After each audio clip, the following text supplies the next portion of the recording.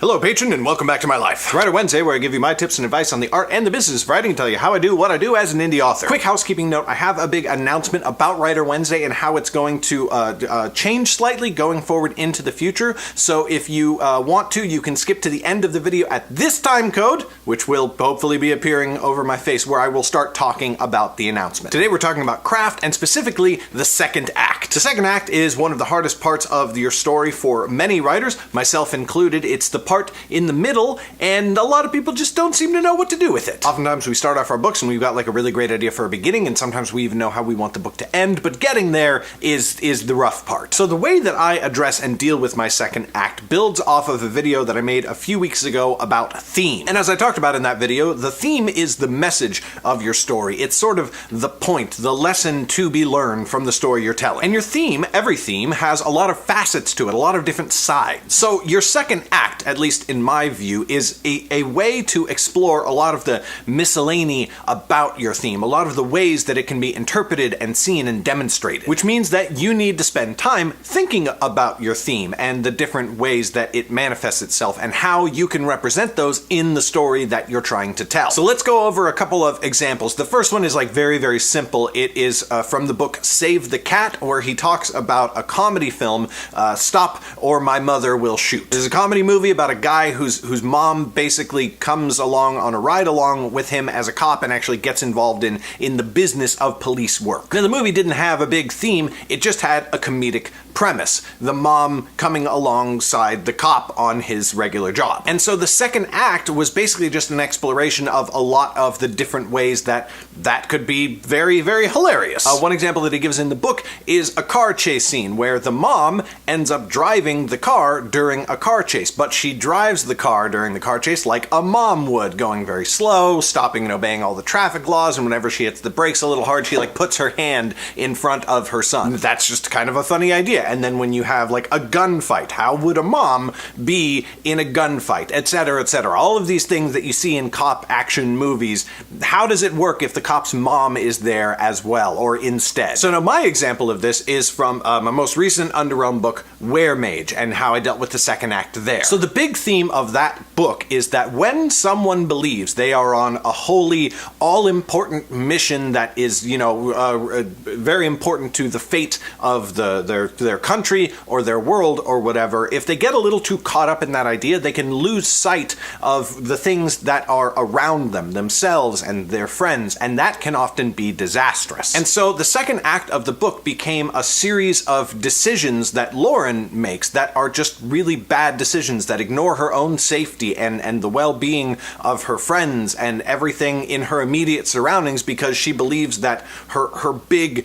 mission, her big goal, is more important than any of that. And one decision logically leads into the next in a constantly escalating series of decisions that aren't necessarily bad, but aren't taking into consideration the whole picture and are just hyper-focused on the end of the road as she sees it. And that's important as well for your second act. One decision leads into the next. The reader is pulled through the story by a sense of like inevitability, like one thing kind of has to lead to the next one, so that everything feels like, yes, of course that's what would happen, because that's what the character would do in that situation. Now, Weremage also had a secondary theme, that someone being in love with us and hyping us up and thinking that we're amazing and awesome can be amazing for building self-esteem, but it can also lead to a lack of self-awareness where we stop seeing our own flaws. Now, if we've got self-confidence issues, someone who is just deeply in pure, unadulterated in love with us can help us overcome that,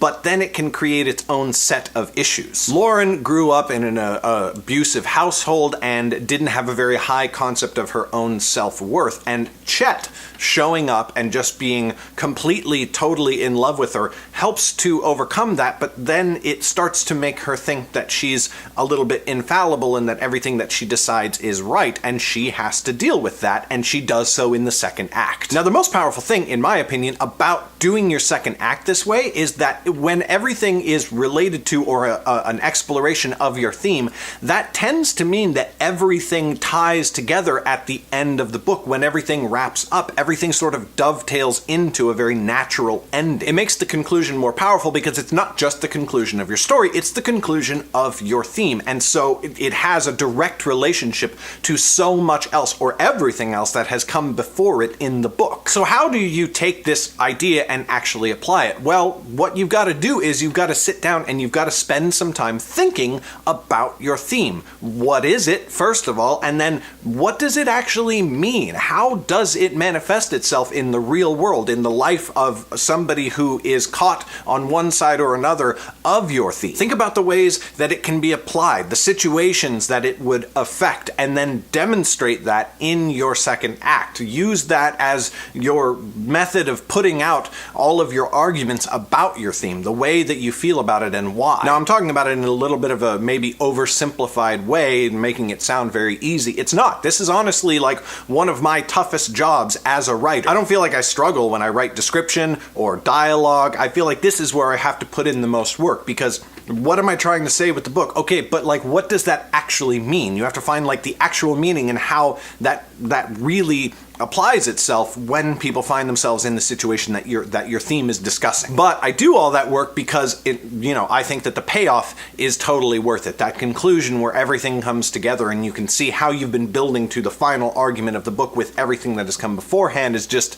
I really like that feeling. This way of using your theme to construct your second act, I think, is what makes a book have a killer ending and what keeps readers thinking about it long after they have turned the final page. Okay, big announcement time. So, starting in July, there's going to be a change to Writer Wednesdays. And in summary, what the change is that Writer Wednesday videos are going to be exclusive to $5 patrons for 2 weeks, and then they are going to go public. Now, there's a few different reasons for this. The first and biggest one is that I feel like the Writer Wednesday content, the stuff that I discuss in Writer Wednesday, is probably the most valuable content that I produce on the entire YouTube channel. I don't think I'm saying that as like an overestimation of its importance. I'm just saying like that is the most instructive content that I create in order to help other people, namely you. And I just realized that putting that behind a paywall indefinitely sort of restricted what I felt like I was doing to help people out there. So yes, starting in July, the videos will be for patrons only for 2 weeks, and then they will be publicly available to everyone on the channel. However, $5 patrons will still be the only ones who can actually request a topic for Writer Wednesday.